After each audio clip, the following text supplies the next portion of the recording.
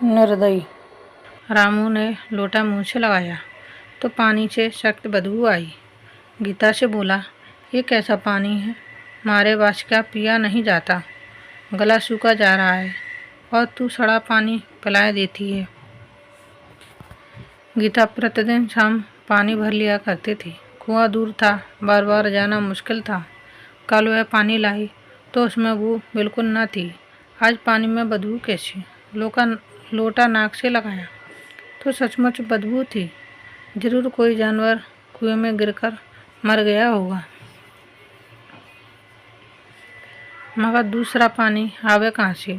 ठाकुर के कुएं पर कौन चढ़ने देगा? दूर से लोग डांट बताएंगे। साहूकार का कुआं गांव के उस सिरे पर है, परंतु वहाँ भी कौन पानी भरने देगा? कोई तीसरा कुआं गांव में है नहीं। रामू कई दिन से बीमार है। कुछ देर तक तो प्यास रोके चुप पड़ा रहा, फिर बोला, अब तो मारे प्यास के रहा नहीं जाता। ला थोड़ा पानी नाक बंद करके पी लूँ। गीता ने पानी ना दिया। खराब पानी से बीमारी बढ़ जाएगी, इतना जानती थी, परंतु ये न जानती थी कि पानी को उबाल देने से उसकी खराबी जाती रहती है।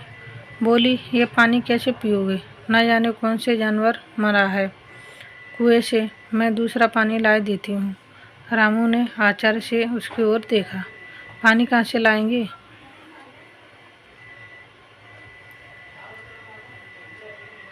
ठाकुर और साहूकार के दो कुएं तो हैं, क्या एक लोटा पानी न भरने देंगी?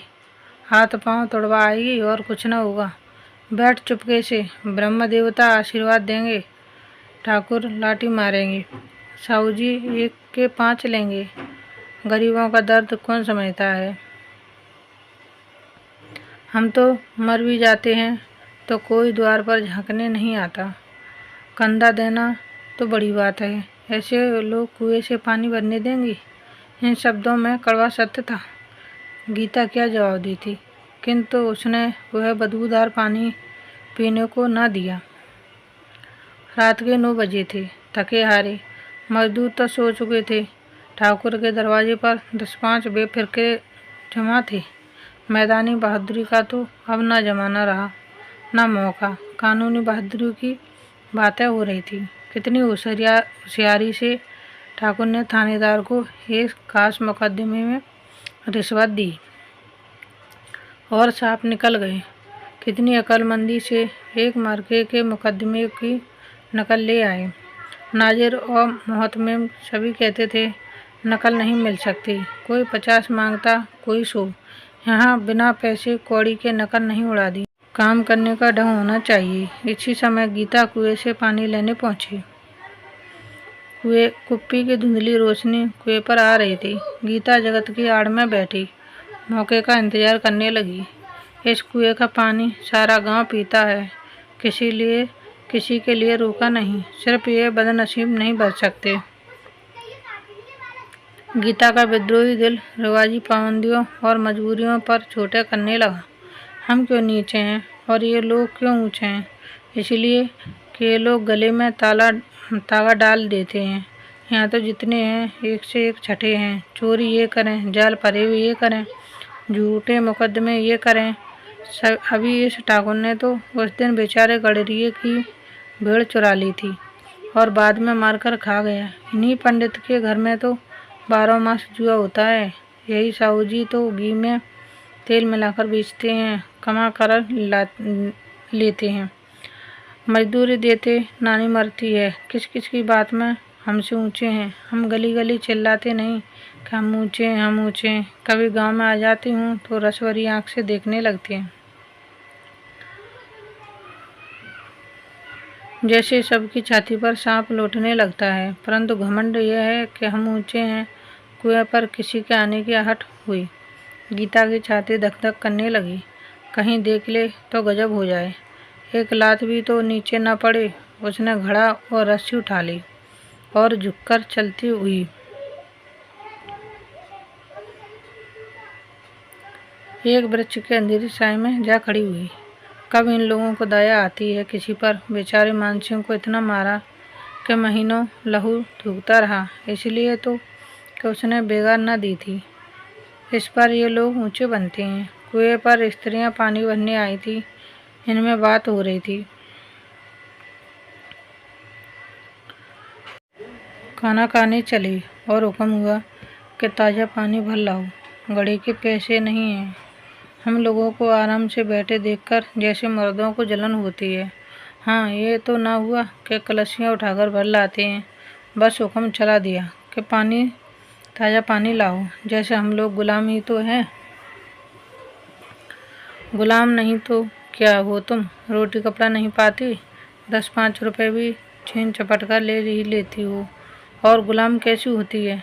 मत लजाओ दीदी, क्षण भर आराम करने को जी तरस कर रह जाता है। इतना काम किसी दूसरे के घर कर देती तो इससे कहीं आराम से रहती।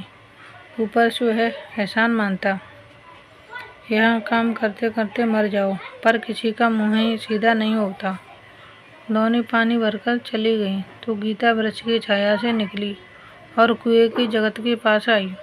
बेफिक्रे चले गए थे। ठाकुर भी दरवाज़ा बंद कर अंदर आंगन में सोने जा रहे थे। गीता ने थोड़ी सुखी सांस ली। किसी तरह मैदान तो साफ हुआ। अमृत चुरा लाने के लिए जो राजकुमार किसी जमाने में गया था, वह भी शायद इतनी सावधानी के साथ और समझ बुझकर ना गया हो। गीता दबे पांव कुएं की जगत पर चढ़ी। विजय का ऐसा अनुभव उसे पहले कभी ना हुआ था। उसने रस्सी का फंदा घड़े में डाला, दाएं बाएं चौकन्नी दृष्टि से देखा, जैसे कोई सिपाही रात को शत्रु के किले में सुराग कर रहा हो। अगर इस समय वह पकड़ ली गई तो फिर उसके लिए माफी या रसद की रत्ती भर उम्मीद न थी। अंत में देवताओं को याद करके उसने कलेजा मजबूत किया और घड़ा कुएं में डाल दिया।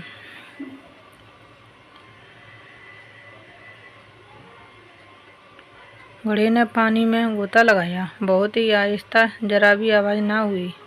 गीता ने 2-4 हाथ जल्दी जल्दी मारे। घड़ा कुएं के मुंह तक आ पहुंचा। कोई बड़ा सहजोर पहलवान भी इतनी तेजी से ना खींच सकता था। गीता झुकी कि घड़े को पकड़कर जगत पर रखे का एकाएक ठाकुर साहब का दरवाज़ा खुल गया।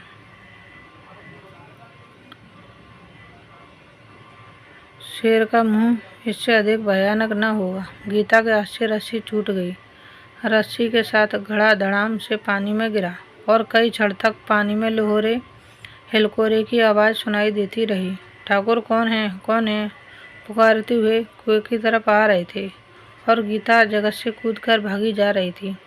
घर पर पहुंचकर देखा कि रामू लोटा मुंह में लगाए हुए वही मैला गंदा पानी पी रहा था। Thanks for watching. Please like, share and subscribe. धन्यवाद दोस्तों। Bye bye.